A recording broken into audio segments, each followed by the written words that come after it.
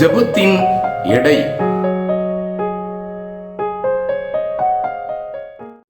The weight of the prayer. இரண்டாம் உலகப் போர் முடிந்து சில நாட்களே ஆகியிருக்கிறது. ஆங்காங்கே சில நிசப்தமான நிலைகள் உருவாகி கொண்டு வருகிறது. ஒரு இளம் தாய் தன்னுடைய 2 கை குழந்தைகளுடன், அது கிறிஸ்மஸ் நாளின் முந்தின நாளாய் இருக்கிறபடியால் தனக்கும் தன்னுடைய குழந்தைகளுக்கும் ஏதாவது பரிசு பொருட்கள் வாங்க வேண்டும் என்று சொல்லி கடை தெருவுக்கு வந்தாள். கடைக்காரனை அணுகி, ஐயா, எனக்கும் என்னுடைய குழந்தைகளுக்கும் கொஞ்சம் பரிசு பொருட்களும் சில இனிப்புகளும் வேண்டும் என்று கூறினாள். கடைக்காரன் பணம் கொடுத்து வாங்கிக்கொள் என்று கூறிவிட்டார்.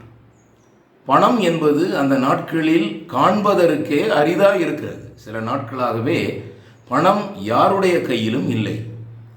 இந்த தாய் சொன்னாள், என்னிடத்தில் ஒரு சிறிய பேப்பர் இருக்கிறது, இந்த பேப்பரை வைத்துக்கொண்டு எனக்கு பொருட்கள் கொடுங்கள் என்று கேட்டாள். கடைக்காரன் சிரித்துக்கொண்டே, அப்படி என்றால் இந்த பேப்பரை, இந்த தராசு இருக்கல்லவா, இந்த தராசில் இருக்கிற படியை எடுத்துவிட்டு உன்னுடைய பேப்பரை அதிலே வைத்து விடு. இந்த பக்கம் உன்னுடைய பேப்பருக்கு சமமான பொருட்களை எடுத்துக்கொள் என்று கொஞ்சம் கேலியாக கூறினார். அந்த தாய் அதை நம்பி அந்த பேப்பரை அந்த படிகள் வைக்க வேண்டிய இடத்தில் வைத்துவிட்டு, இந்த பக்கம் தனக்கும் தன்னுடைய குழந்தைக்கும் வேண்டிய பொருட்கள், இனிப்புகள், கேக் வகைகள், ட்ரெஸ், இவைகளையெல்லாம், ஸ்டார், இவைகளையெல்லாம் எடுத்து வைத்த பின்னும் இந்த பக்கம் அந்த படிக்கு அந்த பக்கம் வரவே இல்லை. அந்த முழு அவளுக்கு தேவையான எல்லா பொருட்களும் இங்கே வைத்தும் இந்த தராசு இந்த பக்கம் வரவே இல்லை. கடைக்காரன் பார்த்து கொண்டே இருக்கிறான். இந்த அம்மா ஒரு பேகை எடுத்துக்கொண்டு எல்லா பொருட்களையும் எடுத்துக்கொண்டு அவர்கள் திரும்பி போய்விட்டார்கள். இந்த கடைக்காரனுக்கு ஆச்சரியம். அந்த பக்கத்தில் என்ன பேப்பர் இருக்கிறது என்று சொல்லி அந்த பேப்பரை எடுத்து அதை விரித்து வாசித்த பொழுது அதிலே என்ன எழுதப்பட்டிருந்தது? அன்றன்றுள்ள ஆகாரத்தை இன்று எங்களுக்கு தாரும். இந்த தாய் இரவிலே இவ்வளவு நேரம் கண்ணீர் வடித்து விசுவாசத்தோடு ஜெபித்தார்கள் என்று நமக்கு தெரியாது. ஆனாலும் விசுவாசத்தோடு அந்த பேப்பரை கொண்டு வந்து கடைக்காரரிடம் கொடுத்து இந்த பொருட்களை எல்லாம் வாங்கி கொண்டு போனார். அந்த கடைக்காரன் மறுபடியும் அந்த தராசை சோதித்த பொழுது அந்த தராசில் ஒரு மிஸ்டேக் இருந்ததை அவர் கண்டு வியந்தார்.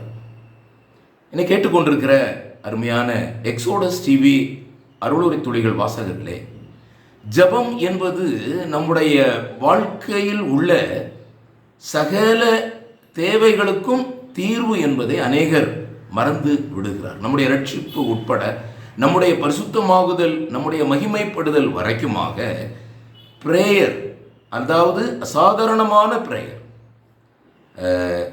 அதை நாம் எக்ஸ்ட்ரா ஆர்டினரி பிரேயர் என்று நாம் கூறுகிறோம். அசாதாரணமான ஜெபம் உங்களை அடுத்த நிலைக்கு கொண்டு வருகிறது. நான் ஒரு முறை உப்பு கடலுக்கு போயிருந்தேன், அதாவது சவக்கடல். அந்த சவக்கடலில் நாம் உள்ளே குதித்தால் நாம் மிதந்து விடுவோம். அதே வேளையில் மத்தியதரை கடலுக்கு நீங்கள் போவீர்களானால் அங்கு நீங்கள் குதித்தால் உள்ளே மடிந்து விடுவீர்கள். காரணம் என்ன? இந்த உப்பு கடலினுடைய அடர்த்தி அதிகமாக இருக்கிறபடியால் நாம் மிதக்கிறோம். நீங்கள் சவக்கடலில் மிதக்கலாம், ஆனால் மத்தியதரை கடலில் மூழ்கி விடுவோம். காரணம், அதனுடைய அடர்த்தி மாறுபடுகிறது. கிறிஸ்தவ வாழ்க்கையில் நீங்கள் சற்று உயர்ந்தவர்களாக காணப்பட ஜெபம் ஒன்றுமே போதுமானதாக இருக்கிறது, விசுவாசம் உள்ள ஜெபம். அப்படி என்றால் இன்றைக்கு சில எக்ஸ்ட்ரா ஆர்டினரி பிரேயர், சாதாரணமான ஜெபத்தை தயவு செய்து தவிர்த்து விடுங்கள். நம்ம சாப்பிடும்போது ஜெபம், நம்ம படுக்கும்போது ஜெபம், இப்படி ஒரு கேஷுவல் பிரேயர். யாராவது ஒருவர் வந்தால் உடனடியாக பிரதர் ஜெபம் பண்ணுங்கள் என்று சொல்லி ஜெபிக்க சொல்லுகிறோம். நமக்கு ஒன்றுமே தெரியாது, அவங்களுடைய தேவைகள் எதுவுமே தெரியாது. It is called a casual prayer. ஆனால் வேதத்தில் இந்த சாதாரணமான ஜெபத்திற்கு இடமில்லை. பாருங்கள், எபேசியர் 6:18, எந்த சமயத்திலும், கவனியுங்கள், சகலவிதமான வேண்டுதலோடும் விண்ணப்பத்தோடும் ஆவியினாலே ஜெபம் பண்ணி மன உறுதியோடும் சகல பரிசுத்தவான்களுக்காகவும் பண்ணும் வேண்டுதலோடும் வெளித்திருங்கள். எந்த சமயத்திலும். இந்த ஆவியினால் ஜெபம் it is not an another experience, it is not a new experience. இது டே டு டே எக்ஸ்பீரியன்ஸ் ஆக நமக்கு இருக்க வேண்டும். ஆவியினால் நாம் ஜெபம் பண்ணுகிறோமா? யூதா 20 வாசிக்கிறோம், நீங்களோ பிரியமானவர்களே உங்கள் மகா பரிசுத்தமான விசுவாசத்தின் மேல் உங்களை உறுதிப்படுத்தி கொண்டு பரிசுத்த ஆவிக்குள் ஜெபம் பண்ண வேண்டும். அசாதாரணமான ஜெபத்தில் முதலாவது பரிசுத்த ஆவியினாலே அல்லது பரிசுத்த ஆவிக்குள் ஜெபம் பண்ணுகிறோமா? இல்லை என்றால் சாதாரண ஜெபம்தான் நாம் பண்ணுகிறோம். அது தேவன் விரும்புகிறதில்லை. இரண்டாவதாக கொலோசியர் 4:12 எப்பாப்ராவை குறித்து வாசிக்கிறோம். எப்பாப்ரா உங்களுக்கு வாழ்த்துதல் சொல்கிறார். உங்களை சேர்ந்தவனும் கிறிஸ்துவின் ஊழியக்காரனுமாகிய இவன் நீங்கள் தேவனுக்கு சித்தமானவைகள் எல்லாவற்றிலும் தேறினவர்களாயும் பரிபூரண நிச்சயமுள்ளவர்களாயும் நிலை நிற்க வேண்டும் என்று தன் ஜெபங்களில் உங்களுக்காக எப்பொழுதும் போராடுகிறான். Labouring fervent prayer always. எப்பொழுதும் ஒருவருக்காக நீங்கள் ஜெபிக்க வேண்டும் என்றால் நீங்கள் அவர்களுடைய மோடுக்கு நீங்கள் போகணும். ஒருவர் கவலை மோடில் இருக்கிறார் என்றால் உங்களுடைய நிலை அந்த நிலைக்கு போக வேண்டும். போய் அதன் பின் நாம் போராடி ஜெபிக்க வேண்டும். நம்முடைய சபையில் உள்ள யாருக்காக நாம் போராடுகிறோம் சிந்திக்க வேண்டும். மூன்றாவதாக நாம் எல்லாரும் அறிந்திருக்கிறபடி யாக்கோபு 5:16 நீங்கள் சொஸ்தமடையும்படிக்கு உங்கள் குற்றங்களை ஒருவருக்கொருவர் அறிக்கையிட்டு ஒருவருக்காக ஒருவர் ஜெபம் பண்ணுங்கள். நீதிமான் செய்யும் ஊக்கமான ஜெபம் மிகவும் பலனுள்ளதா இருக்கிறது. ஃபெர்வென்ட் பிரேயர், எஃபெக்சுவல் ஃபெர்வென்ட் பிரேயர்.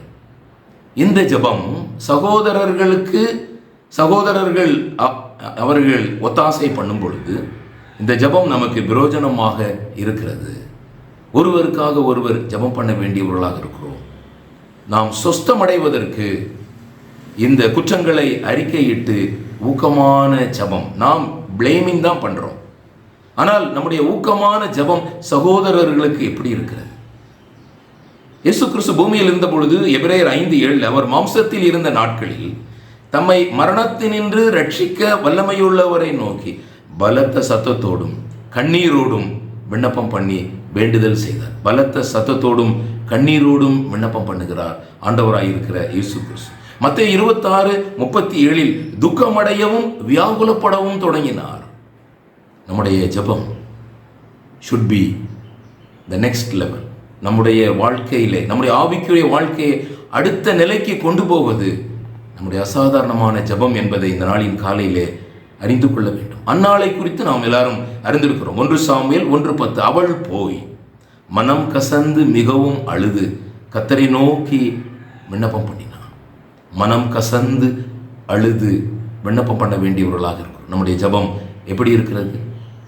நம் ஆவிக்குரிய ஜீவியத்தில் சற்று உயர்ந்து காணப்பட தேவனுடைய கிருபையை பெற்றுக்கொள்ள தேவன் நமக்கு உதவி செய்வாராக.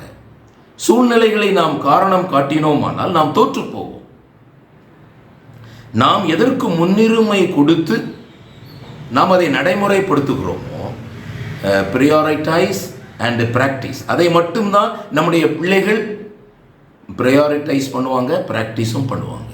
நம்முடைய ஜெபம் எப்படி இருக்குது? நம்முடைய ஜெபத்தை வீட்டில் பிள்ளைகள் பார்க்குறாங்க. நம்முடைய ஜெபத்தை நம்முடைய சபையார் பார்க்குறாங்க.